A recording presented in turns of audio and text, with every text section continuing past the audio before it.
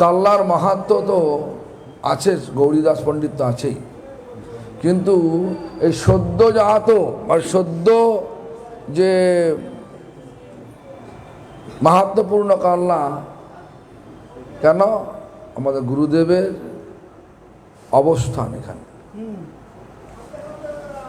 এবং শুনেছি যে এই গুরুদেব এইখানে প্রভুপাদকে দর্শন করেছিলেন।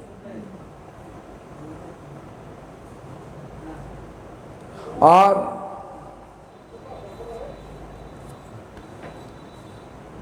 প্রভুপাদেরই কৃপাতে,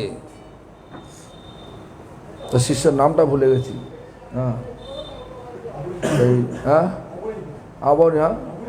অবনী প্রভু, অবনী প্রভুকে প্রভুপাদ স্বপ্ন দিয়েছে যে এই মন্দিরটা তুমি মানে কি বল ভক্তিপ্রণব পুরী গোস্বামীকে দিয়ে দাও।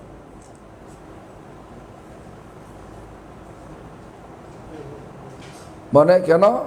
অবনী প্রভুর সঙ্গে এই বর্ধমান রাজার এক বিশেষ অন্তরঙ্গ তার সম্বন্ধ ছিল। এই যে তখন ওনার ভাই এখানে থাকতেন, মানে ওনার বাবা এখানে থাকতেন আর গুরুদেব এখানে থাকতেন, মন্দিরের বারান্দায় থাকতেন। তো একদিন রাত্রিরে ঝড় উঠেছে, তিরপল তো রয়েছে, চট রয়েছে পাশে, ঝড়ের চটগুলো, ঝড় হচ্ছে, জল হচ্ছে, চটগুলো উড়ে যাচ্ছে। তখন ওনার বাবা মানে গুরুদেবের ভাই ননীগোপাল প্রভু নাকি বলছেন, বাবা তো দেখ না রে জ্যাঠামণি কিরম আছে। তো সে দেখে জ্যাঠামণি চট ধরে বসে আছে, চট ধরে বসে আছে। দেখুন, কারো কাছ থেকে কোনো পয়সা চাননি। উনি কি পারতেন না? পারতেন, কিন্তু কারো কাছ থেকে কোনো পয়সা আমাকে দাও করব। একটা ঘটনা হয়েছে, তারা গুরু ভাইকে লিখেছিলেন অনন্ত বাসুদেবের মন্দির সংস্কার করব।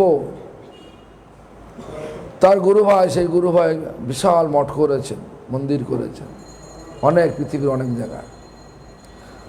নিয়ে একটা সার্কাস্টিক লেখা লিখেছে, সার্কাস্টিক মানে বিদ্রুপপূর্ণভাবে একটা লেখা লিখেছে। সেই থেকে উনি কাগজ তো পয়সা চাইতেন না। দেখুন, তিনি যখন এখানে ছিলেন,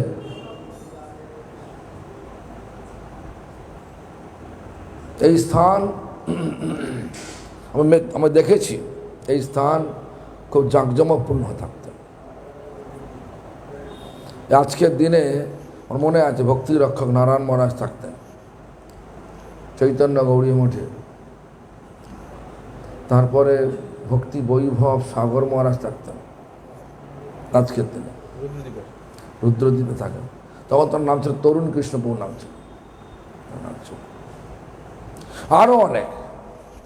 আরও অনেকে আসতেন, ভক্তিপ্রসাদ বন মহারাজ উনিও আসতেন, সবাই এখানে আসতেন। কেন? গুরুদেবের আকর্ষণ। আর আমি বইটা দেখছিলাম গোপীনাথ বিজ্ঞপ্তিটা এখানে আছে কিনা, দেখছি এখানে ছাপায় না, আগের বইতে ছিল, আগের বইটা থাকলে ভালো হতো। গোপীনাথ বিজ্ঞপ্তিটা উনি একদিন খুব ভিড় হয়েছে, মানে দুপুর প্রায় 12টা বেজে গেছে, নরোত্তম ঠাকুরের আবির্ভাব দিন, 12টা বেজে গেছে, অনেক হয়ে গেছে। ওই মন্দির থেকে বেরোচ্ছেন, আমি ওনাকে টানছি, ঘরে চলুন বিশ্রাম করবেন। উনি আমাকে টেনে নিয়ে ওই কোণে বসিয়ে দিলেন, নিজে বসে পড়লেন। বসে পড়ে উনি তখন ওই যেটা পড়ছে, হই হই হচ্ছে, কিন্তু ওনারে আমরা একটু হই হই হলে, একটু গন্ডগোল হলে, মাইক না থাকলে পড়ার আমাদের রুচি থাকে না। কিন্তু উনি ওই কোনটা মন্দির থেকে বেরিয়েই, যেখানে আছে না ঠিক দরজা থেকে বেরিয়েই, মন্দিরের মেন দরজা থেকে বেরিয়ে বাইরে মানে এই বারান্দার এই যে পিলারে এবং ওই দেয়ালের মাঝখানে ওইখানে বসে পড়তে আরম্ভ করে। কী পড়ছে না জানি না।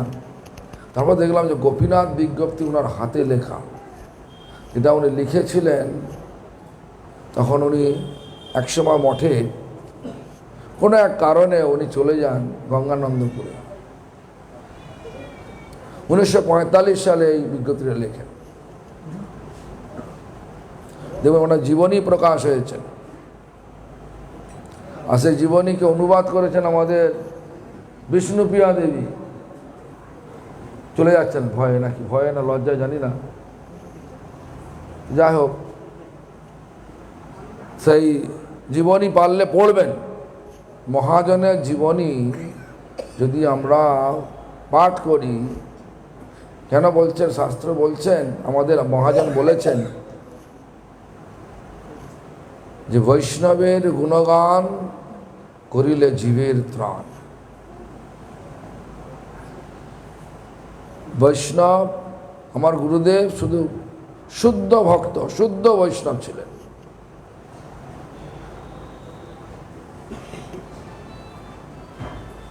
এজন্য এই স্থানটা উনি বলতেন, তোমরা এই স্থানটাকে আমার শ্রীপাঠ বলে যান। শ্রীপাঠ মানে গুরুদেবের বাড়ি বলে জানবে। আমার নিজে কানে শোনা, জানি আর অন্য কাকে কি বলেছেন না বলেছেন, তবে আমি নিজে কানে শুনেছি উনি বলতেন যেটা আমার তুমি বাড়ি বলে জানবে। তো এইখানে যখন আজকে এই বৎসরে সময় সুযোগ হয়ে গেল, 3 রাত্রি থেকে গুরুদেবের প্রকটকালে ছিলাম 3 রাত্রি, আর এই আমার অপ্রকটকালের পরেই প্রথম 22 বছর হয়ে গেল প্রকট হয়েছে। 22 বছর পরে এই প্রথম 3 রাত্রি ছিলাম, থাকছি। তো গুরুদেব, আমরা শুনলাম যে বিগ্রহ হচ্ছে গৌর নিত্যানন্দ বিগ্রহ, চলন্ত বিগ্রহ, জীবন্ত বিগ্রহ শুনলেন। আর গুরুদেবের প্রতিষ্ঠিত গৌর গদাধর মায়াপুরে আছেন। সেই গৌর গদাধর বিগ্রহ, গদাধর একদিন 1995 সালে গদাধর একদিন গুরুদেবের কাছে গিয়ে মন্দিরের পূজারী সম্বন্ধে নালিশ করে। কি নালিশ? না, তোমার পূজারী আমাকে বাঁ হাতের কনুই দিয়ে কনুয়ে ধাক্কা দিয়েছে অবজ্ঞা ভরে। পূজারী তো শৃঙ্গার করছেন, মন্দির বন্ধ, মন্দিরের দরজা বন্ধ, জানলা বন্ধ। ঠিক ওই সময় আমি তখন ওই মন্দিরের ম্যানেজার ছিলাম। গুরুদেব তার সেবক নাম ছিল অসিত কৃষ্ণ, তার নাম। তাকে ডাক করে পাঠালেন। তো আমি গিয়ে বলছে মন্দিরের পূজারীকে ডেকে দাও। খুব ক্রোধান্বিত হয়ে বলছে। পূজারীকে ডেকে আনার সঙ্গে সঙ্গে পূজারীকে বলছে, তুমি আমার গদাধরকে বাঁ হাতের কনুই দিয়ে অবজ্ঞা ভরে ধাক্কা দিয়েছ। পূজারী হতভম্ব হয়ে গেলেন। কেন? দরজা বন্ধ, জানলা বন্ধ, কেউ নেই। মারলাম তো একটু আগে, কে খবর দিল? তো পূজারী বলছে ভুল হয়ে গিয়েছে। যাই হোক, তুমি অন্যায় করেছো, অপরাধ করেছো, তুমি যত শীঘ্র সম্ভব হৃদয়ের অন্তঃকরণ থেকে গদাধরের কাছে ক্ষমা প্রার্থনা চাও, আর তোমার মঙ্গল হবে না। তো যাই হোক, সে পূজারী চলে যাওয়ার পরে গুরুদেবকে জিজ্ঞাসা করলাম যে আচ্ছা, আপনি জানলেন কি করে? ওনার যে ভাষা, ওনার যে ভাষার ভঙ্গিমা, সেই ভঙ্গিমাতেই বলছে, বাবা গদাধর সাক্ষাৎ যেতে আমাকে বলে গেলেন। তাহলে ওনার সেবিত বিগ্রহ চলন্ত কিনা বলুন? ওনার সেবিত বিগ্রহ, প্রতিষ্ঠিত বিগ্রহ চলন্ত কিনা বলুন? বিগ্রহ কোথায় থাকে? বিগ্রহ প্রকাশ পায় ভক্তের ভক্তিতে, ভক্তের ভক্তিতে। দেখুন, আমরা শুনেছি ক্ষীরচর গোপীনাথের কথা। আগে নাম ছিল গোপীনাথ। সে বিগ্রহ যে প্রতিষ্ঠা, বিগ্রহের যে ইতিহাস দেখেন, ওটা রামচন্দ্র কর্তৃক খোদিত, তীরের ফলা দিয়ে খোদিত, রামচন্দ্র স্বয়ং করেছেন। সীতাদেবী কর্তৃক প্রতিষ্ঠিত। ঘটনা কি, একদিন যখন রামচন্দ্র বনবাসে, কালবৈশাখী ঝড় উঠেছে, সমস্ত গরুগুলো বিকালবেলা ল্যাজ উঠিয়ে বাড়ির দিকে ফিরছে, সবাই ফিরছে, ঝড় উঠেছে। এক ঝাঁক গরু, বনবাসের সময় স্থানটা ছিল রমণীয় স্থান, মানে রমণীয় স্থান বলে নাম হলো কি রেমুনা। তো ওইখানে ছিলেন। তো সেই যখন সীতাদেবী ভয় পাচ্ছেন ঝড়, সেই সময় রামচন্দ্র হাসছেন, রামচন্দ্র।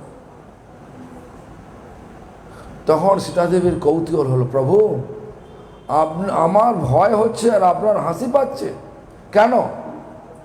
রামচন্দ্র তখন বললেন যে আমি দাপর যুগে এই ধরনের লীলা করব। আমি তো সীতাদেবীর ইচ্ছা হলো, প্রভু দাপর যুগে আপনার রূপ কিরম হবে? দাপর যুগে রামচন্দ্রের রূপ কিরম হবে এটা দেখানোর জন্য রামচন্দ্র তীরের ফলা দিয়ে ওই বিগ্রহকে বানিয়েছিলেন, আর চাপা দিয়ে রাখতেন। কয়েকদিন চলে গেল, তখনও দেখাচ্ছে না। সীতাদেবী অত্যন্ত কৌতূহল বশত যারা পাতা দিয়ে ঢেকে ছেড়েছিলেন, সেই পাতা সরিয়ে এই আপনার রূপ হবেন। সীতাদেবী স্পর্শ করা মাত্রই, তারপরে যখন রামচন্দ্র করতে গেলেন, তীরের ফলা দেওয়া করতে গেলেন, সেই পাথরের থেকে মানে রুধির মানে রক্ত পড়ছে, মানে সীতাদেবীর স্পর্শে সঙ্গে সঙ্গে প্রতিষ্ঠিত হয়ে গেল। শুদ্ধ ভক্তের স্পর্শে, শুদ্ধ ভক্তের হৃদয়েতে ভগবান সবসময় থাকে। এটা আমি বলছি না, নরোত্তম ঠাকুর বলছেন। তোমারও হৃদয়ে সদা গোবিন্দ বিশ্রাম। কার হৃদয়তে? বৈষ্ণব হৃদয়তে। কোন বৈষ্ণব? শুদ্ধ বৈষ্ণব। কে শুদ্ধ বৈষ্ণব? শুদ্ধ বৈষ্ণবের সংজ্ঞাটা কি বলছে? হৃদয় হইতে বলে, জিহ্বার অগ্রেতে চলে, শব্দরূপে নাচে অনুক্ষণ। কি বলছে? হৃদয় থেকে হরে কৃষ্ণ মহামন্ত্র, জিহ্বা নাচছে। কি বলছে? কি জিহ্বাতে বলছেন হরে কৃষ্ণ কৃষ্ণ কৃষ্ণ হরে হরে, হরে রাম রাম রাম হরে হরে। তো আমি যখন ওনাকে নিয়ে আসতাম গাড়ি করে, আমি এসেছি শেষের দিকে এসেছি, ওনার যৌবন অবস্থা আমিও তো জন্মাইনি হয়তো না। যাই হোক, তখন দেখতাম আমার গাড়িতে পাশেই বসতাম, তখন বুঝতাম না পেছনের সিটে 4 জন নিয়ে বসে পড়তাম, অ্যাম্বাসাডারের পেছনের সিটে 4 জন বসে পড়তাম, গুরুদেবকে গুঁজে গুঁজে বসতাম। এখন মনে হয় আমি অনেক অন্যায় করেছি, অপরাধ করেছি, তখন বুঝি নাই। এই বয়সে ওই বয়সে কিরম খুঁজে খুঁজে নিয়ে আসা। তো দেখতাম যেভাবে বসুক সর্বক্ষণ হরে কৃষ্ণ কৃষ্ণ কৃষ্ণ হরে হরে, হরে রাম রাম রাম হরে হরে। এর বলছে হৃদয় হইতে বলে জিহ্বার অগ্রতে শব্দরূপে নাচে অনুভব। এটা ওনার মধ্যে। তাহলে উনি যে শুদ্ধ বৈষ্ণবের, শুদ্ধ ভক্তের যে বলতে গিয়ে বৃন্দাবন দাস ঠাকুর যে বললেন তার সঙ্গে মিলছে কিনা বলুন, গুরুদেবের সঙ্গে মিলছে কিনা বলুন। তাই শুদ্ধ ভক্ত যেখানে থাকে সেই স্থানটা সাধু মহারাজের ভাষা বৃন্দাবন। ভগবান যেখানে থাকেন, শুদ্ধ ভক্তের হৃদয়ে থাকেন, শুদ্ধ ভক্ত যেখানে থাকেন সেই স্থানটা বৃন্দাবন। দেখুন আমার লেখা, আমার কথা না, একটা কীর্তন আছে, সেই কীর্তনে তো লেখা আছে যে তীর্থে বৈষ্ণব নাই সে তীর্থে নাহি যায়, কিলা ভাটিয়া দূরদেশ যথা সাধু তথা তীর্থ, স্থির করি নিজ চিত্ত সেই স্থানে আনন্দ অশেষ। আছে কিনা বলুন। সাধু মানে কি? সাধু মানে যিনি সৎ, মানে সনাতন, সনাতন বস্তুকে হৃদয়ের অন্তঃকরণ থেকে খুঁজছেন, তবে সাধু। সনাতন বস্তুকে যিনি হৃদয়ের অন্তঃকরণ থেকে খুঁজছেন, মানে আমরা খুঁজছি। যদি এখনই ওখানে প্রসাদ দেয়, বোঁদে দেয়, জানি না কি দিচ্ছে, সব দিকে ওখানে, হ্যাঁ বোঁদে দিচ্ছে, সব দিকে ওখানে ছুটছে। বোঁদের লোভ আছে, কীর্তনের লোভ নেই, ভগবানের দর্শনের লোভ নেই। আর ভগবান চৈতন্য মহাপ্রভু যখন মন্দির খোলা থাকতেন, জগন্নাথ খোলা থাকতেন, তখন তিনি পরিক্রমা করতেন না। কেন? পরিক্রমা করতে গেলে ভগবানের দর্শনে বাধা হবে, ঘুরতে হবে, তো জগন্নাথ মধ্যে ঘুরতে হবে, তাহলে তার দর্শন থেকে বিরত হয়ে যাব।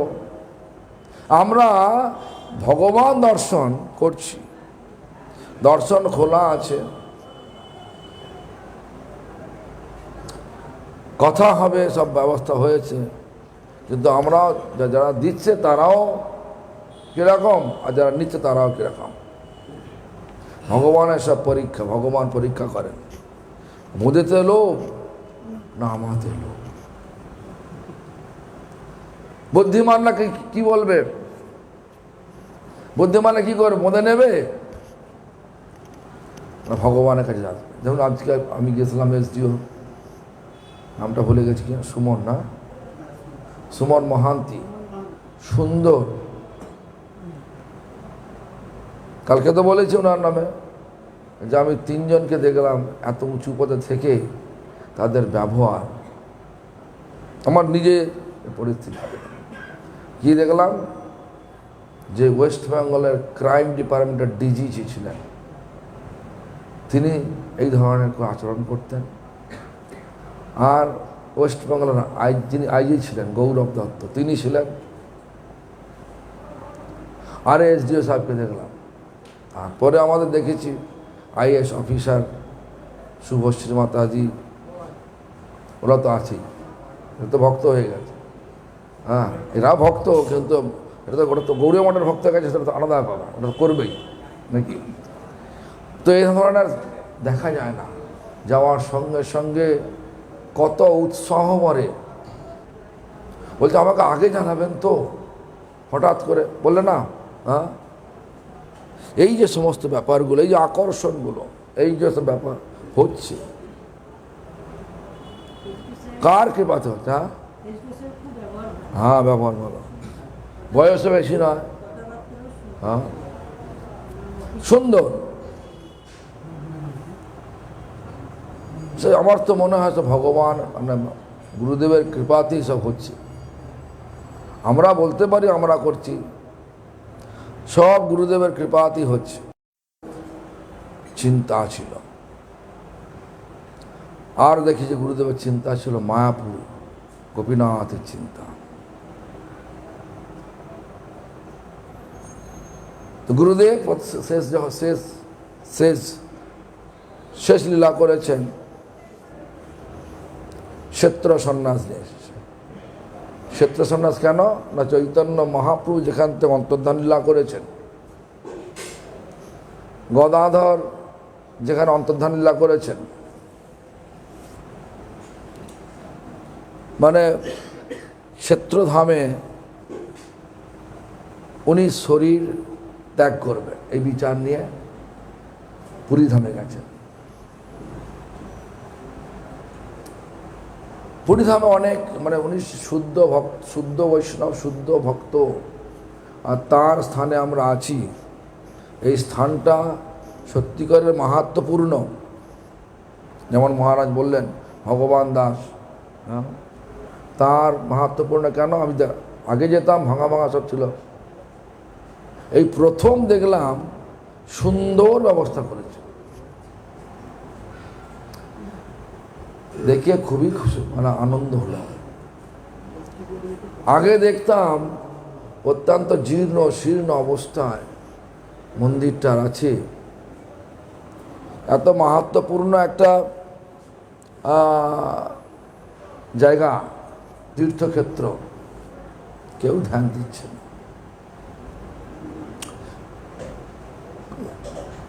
দুঃখ হতো। এখন দেখলাম যে সত্যি করে উনি একজন জানি না, আর কে আছে জানি না, তো আমার গুরুদেবকে আমি দেখছি। এই স্থানটা মাহাত্ম্যপূর্ণ। অনন্ত বাসুদেব তো আছেই, যে অনন্ত বাসুদেব তার প্রিয় সেবককে নিয়ে এখানে সব করেছে। প্রিয় সেবককে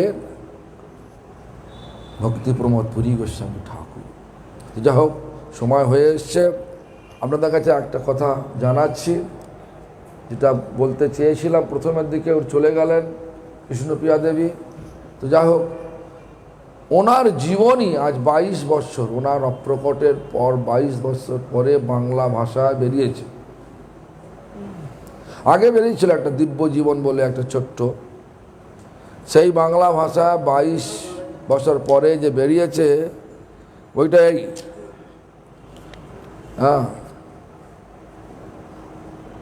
বইটা খরচা হয়েছে অনেক ছাপাতে, সুন্দর করে আর্ট পেপারে বিভিন্ন রকমের ছবি দিয়ে উনি যেসব ঘটনাগুলো বলতেন সেগুলো আর্টিস্টদের আঁকিয়ে তারপরে ঘটনাগুলো ধীরে ধীরে লিখে প্রকাশ করা হয়েছে।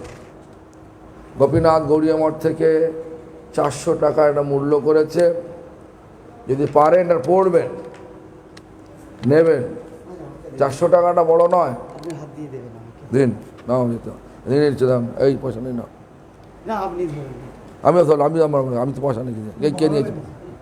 হ্যাঁ, নিয়েছেন? হ্যাঁ, হ্যাঁ,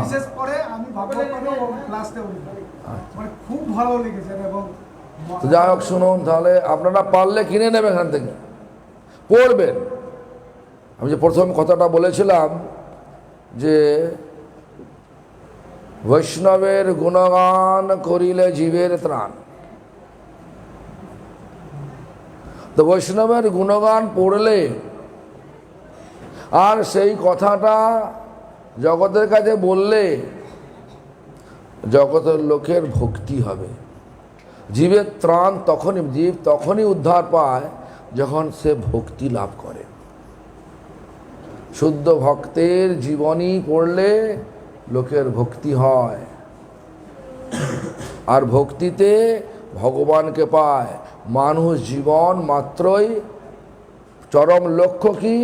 ভগবত প্রাপ্তি, মানে ভগবানের সেবা প্রাপ্তি। তাই এইখানে সকলে আসবেন, আগামীকাল অনুষ্ঠান, যে অনুষ্ঠান গুরুদেব 1958 সাল থেকে করে আসছে। 1958 সালে রাধাষ্টমীর দিনে গুরুদেব এইটা নিয়েছিলেন। এই রাধাষ্টমীর দিনেতেই অনন্ত বাসুদেবকে অভিষেক করেছিলেন বঙ্কিম পাণ্ডাকে দিয়ে।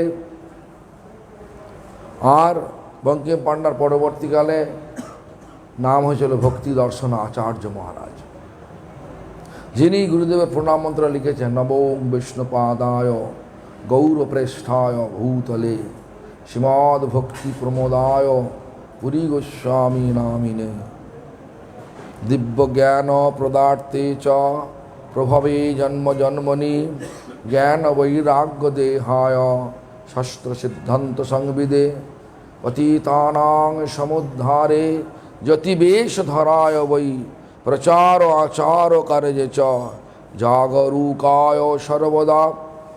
তারপরে যে দুটো লাইন আছে খুব ইম্পর্টেন্ট, ভালো ধ্যান দিয়ে শুনবেন। যথ উদ্ধব স্বাকুমারাৎ ভগবদ অর্চনে রতি। যথা উদ্ধবের না কুমারকাল হতে যার ভগবানের অর্চনে প্রীতি ছিল, রতি ছিল। বৈষ্ণবানাং সর্বকৃতে দক্ষতা পরমা তথা। সমস্ত বৈষ্ণবের গুণেতে তিনি, বৈষ্ণবের সে আনুষ্ঠানিক কার্যে তিনি দক্ষ ছিলেন। কুমারকাল থেকে, কেন বলছে কুমারকাল থেকে? যখন তিনি থাকতেন গঙ্গানন্দপুরে, সেই গঙ্গানন্দপুরে গুরুদেবের পাশে থাকতেন গোপীবল্লভ, মানে গোপীবল্লভের ভাবনাটি যাই হোক, ওনার নাম ছিল, নাম মানে হচ্ছে পারমার্থিক নাম হচ্ছে ভক্তিরত্ন ঠাকুর। তিনি গুরুদেবকে কুমারকাল থেকেই তার সেবিত বিগ্রহ রাধা মদন মোহনের সেবা দিয়েছিলেন। আর সেই রাধা মদন মোহনকে একদিন কম্বল দিতে ভুলে গিয়েছিলেন বলে তার রাত্রে জ্বর আসে। গুরুদেবের মা রামরঙ্গিনী দেবী সেই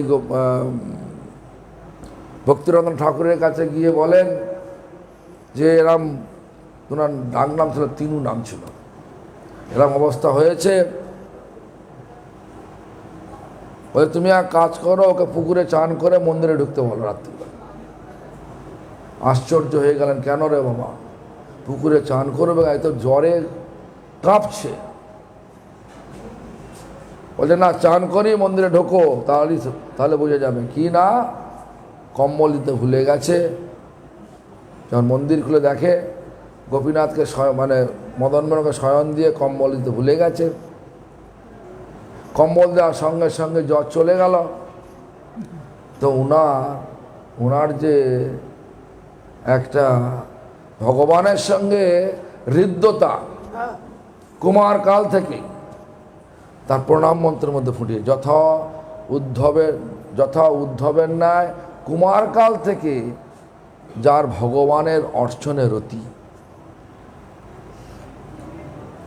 আমরা কুমারকালে কি করি? এই যে কুমারকাল সে বসে আছে, প্রতাপ ঘুমোচ্ছে কিনা?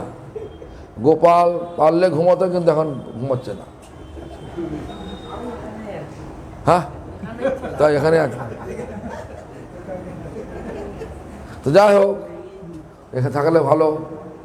তো সকলে বইটা নেবেন, এখানে দয়ালপুর কাছে নিশ্চয়ই আছে আশা করি। হ্যাঁ, তো যাই হোক, ওরা সকলে বইটা নেবেন, বইটা পড়বেন। বাংলা ভাষা ছাপানো হয়েছে, হিন্দি ভাষা ছাপানো হয়েছে, ইংরেজি ভাষা ছাপা চলছে, রাশিয়ান ভাষা ছাপা চলছে, চাইনিজ ভাষা ছাপানো চলছে, স্প্যানিশ ভাষা ছাপানো চলছে, সব ভাষা ছাপানো।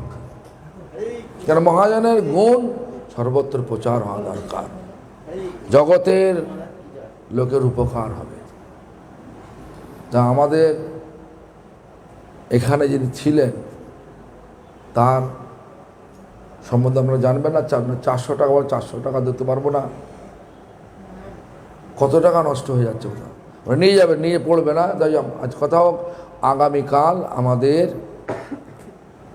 9টার সময় আমি অনুরোধ করছি পর্বত মহারাজকে কীর্তনে বসতে। আমি জানি লোকজন আসবে না। আর গোপীনাথ বিজ্ঞপ্তিটা কোথায় আছে, সে মোটা বইটা কোথায় আছে, আমাদের মোটা কীর্তনাঞ্জলিটা কোথায় আছে, ওর মধ্যেই থাকবে। গোপীনাথ বিজ্ঞপ্তি ওর মধ্যে আছে দেখেছি। আর না হলে কীর্তনাঞ্জলির দ্বিতীয় ভাগ, এটা লাল বই ছিল, এটা নেই, পুরোনো মোটা আছে, নিয়ে আসবে। যাই হোক, কালকে আমি অনুরোধ করছি যে এটা প্রথমে পর্বত মহারাজ 9টা থেকে কীর্তন ধরবেন। কীর্তন ধরার পরে দেখো তখন আছে কিনা, তো এই কীর্তন ধরার পরে আমরা প্রথমে সাধু মহারাজকে উদ্বোধন করাবো হরিকথা। 9:30 কি 10টা থেকে কথা উদ্বোধন হবে। তারপরে গোপীনাথ বিজ্ঞপ্তিটা পাঠ করা হবে। তারপরে আমি অনুরোধ করব পূজারী এবং রাঁধুনি যাতে 12টার মধ্যে ভোগ উঠে যায় এবং 12:30টার মধ্যে যাতে আরতি হয়ে যায়, ভোগ আরতি হয়ে যায়। 12:45 থেকে যাতে প্রসাদ দিয়ে আরম্ভ হয়ে যায়। এটা আমি যারা কর্তৃপক্ষ আছে তাদেরকে অনুরোধ করছি সময়টা মেনটেন করবো। আজ দেখছি আজকে 8:30টার সময়, কালকে বলে দিলাম, সবাই যা খাওয়া নিয়ে ব্যস্ত হয়ে গেছে। তখন খাওয়াই রান্না হয়ে গেছে 7টার সময়, সকাল 7টায় রান্না হয়ে গেছে, সবাই ঘুরছে। হ্যাঁ, তো যাই হোক, সকলে কালকে আসবেন কি না? 9টার সময় চলে আসবেন। হ্যাঁ, মনে নেই তো আমার, মনে নেই। আপনারা পারলে, নাহলে ওই দেখুন না, বইয়ের মধ্যে আছে, ওইটার মধ্যে আছে, ওই যেটা বইটা আছে না, বইটার মধ্যে আছে, জীবনী। না, জীবনীর মধ্যে আছে, জীবনীর মধ্যে আছে। তো যা হোক, কালকে আমরা গুরুদেবের যেটা উনি পাঠ করতেন, ওনার হাতে লেখা 1945 সালে উনি যেটা লিখেছিলেন, সেটা আমরা প্রথমে পাঠ করব। সুন্দর ওনার হৃদয়ের ভাবনা উনি প্রকাশ করেছেন 1945 সালে। হ্যাঁ, গঙ্গানন্দপুরে উনি লিখেছিলেন। যাই হোক, সেটা পাঠ করব। তারপরে নরোত্তম ঠাকুরের মহিমা কীর্তন করা হবে। আশা করি আমরা 12টার মধ্যে সব কথা সমাপ্ত করে ভোগারতি করে 12:30 থেকে 12:30টার সময় ভোগারতি আরম্ভ, 12:15 কি 12:20, 12 কি 30 আরম্ভ হবে। সব 12:45 থেকে প্রসাদ দেওয়া শুরু হবে। এই স্কেজুল, এই যে সূচি, এই সূচিকে সকলে ফলো করবেন, এটা আমার অনুরোধ। সকলে আসবেন 9টার আগে, নাহলে মানে কী বলে, পর্বত মহারাজ কীর্তন করতে রুচিবোধ করবে না, উৎসাহ পাবে না। দেখুন, সভাতে বসে থাকলে, বুঝুন না বলুন, সভাটা শোভা হয়। আর সভাতে যখন ভগবানের কথা হয়, ভগবান থাকেন, এটা আমি বলছি না, না ভগবান বলছেন, নাহং বসামি বৈকুণ্ঠে যোগিনাং হৃদয়ে নচ মদ্ভক্ত যত্র গায়ন্তী তত্র তৃষ্ঠামি নারদ। হে নারদ, আমি বৈকুণ্ঠে থাকি না, আমি যোগীদের হৃদয়ে থাকি না। কোথায় থাকি? যেখানে আমার ভক্তগণ আমার গুণগান করেন, সেখানে থাকি। যখন ভগবান দেখবে যে প্রসাদ পাওয়ার সময় এক গাদা আর আমার কথার সময় 4-5 জন, তাহলে ভগবানের সেবা করতে পারবেন? বুঝুন না বুঝুন, আসবেন 9টার সময়। হ্যাঁ, যা হোক, আপনারা আসবেন। আজকের কথা এখানে, মনে হয় তো ভোগ উঠে গেছে, ভোগ নেমে গেছে। আপনারা যা প্রসাদ পেয়ে আপনারা শুয়ে পড়ুন।